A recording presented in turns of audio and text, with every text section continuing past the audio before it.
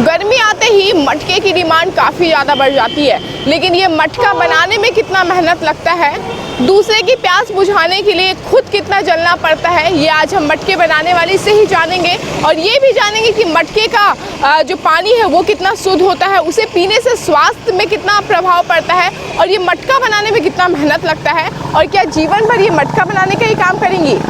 देखिए, मटका जो होता है वो कहीं ना कहीं प्यास बुझाने का काम करता है। दिन रात आप इसे बनाते हैं, सींचते हैं, बहुत दिन से तैयारी करते हैं, तब आप इसे गर्मी में सेल कर पाते हैं। सबसे पहले हम जानेंगे कि मटके की कीमत क्या है। मटका कीमत है 200, 250, 300, 400, 500 तक लास्ट है। हाँ, थोड़ा मतलब बढ़िया में है वो 500 तक, 400 तक, 300 तक है। इसकी खरीदारी करने के लिए कहाँ से लोग आते हैं?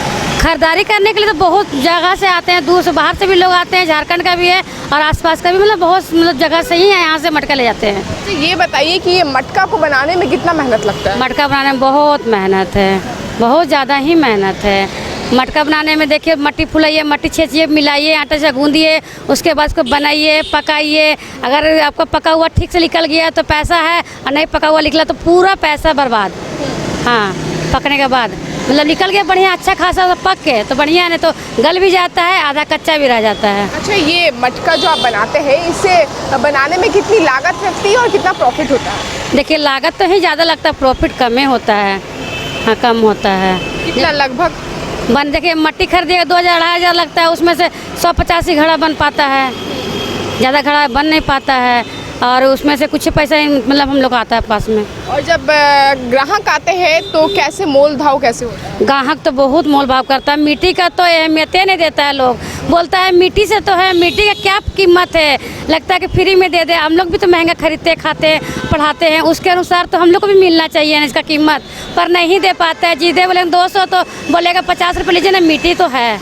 देखिए, एक आपको हम तस्वीर दिखाना चाहेंगे। ये हरमू की रोड है, मुक्ति धाम का ये रोड है, और आप देख सकते हैं कि इस रोड में जहाँ पे ज़रूरत होने पर ही लोग इस रोड में निकलना पसंद करते हैं, क्योंकि कड़ी धूप है, अप्रैल का महीना चल रहा है। ऐसे में इस कड़ी धूप में अपने बच्चों के साथ यहाँ पे बैठती है ये महिला, और रोज़ाना इसी मटके की दुकान में बैठ के मटका बेचने का काम करती है, और ग्राहक जो है वो मोल भाव करते हैं काफ़ी ज़्यादा। इसको लेके परेशान है, बहुत ज़्यादा मोल भाव करते हैं। मॉल में जाएगा तो एक रेट लिख देगा, लेकिन फुटपाथ में कोई रेट देता ही नहीं है। फुटपाथ का कोई वैल्यू ही नहीं देता, लेकिन मॉल में जाएगा एक रेट लिखा हुआ है, कहा नहीं वो मिट्टी का ही बर्तन है, लेकिन वहाँ से ले लेगा, कोई तोल मोल नहीं करेगा, लेकिन यहाँ पे करता है बहुत ज़्यादा। एक अहम सवाल है कि मुनाफा बहुत कम होता है, इसी पैसे से कैसे बच्चों को पढ़ाती हैं?